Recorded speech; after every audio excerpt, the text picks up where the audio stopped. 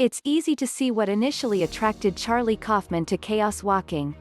The filmmaker behind Eternal Sunshine of the Spotless Mind and I'm Thinking of Ending Things wrote the original draft of the screenplay back in 2012, long before the movie starred two massive franchise leads in Tom Holland and Daisy Ridley.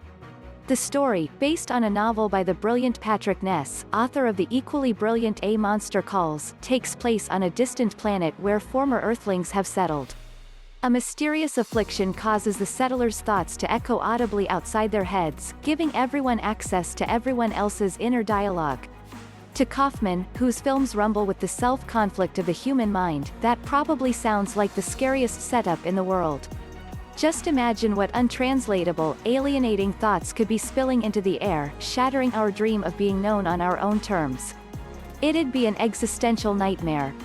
Read also, Avengers, Infinity War, clutters the screen with action, plot and heroes, but Kaufman left this project years ago, and Lionsgate had his draft revised by 6 different writers in order to launch Chaos Walking into a YA franchise.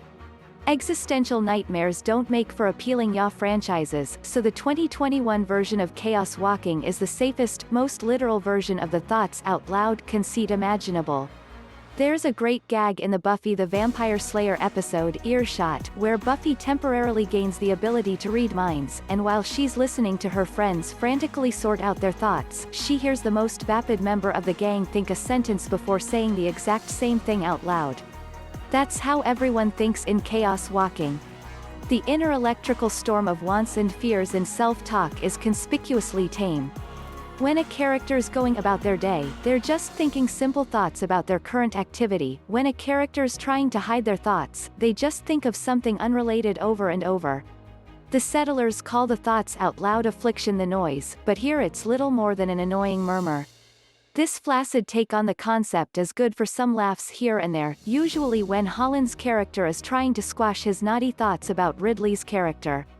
Hopefully audiences find that enjoyable enough, as Ridley's transition from uncomfortable with mind-flirting to comfortable with mind-flirting is about as deep a connection as these characters will forge. Holland and Ridley are serviceable in the roles but suffer from their inability to add character to mediocre writing.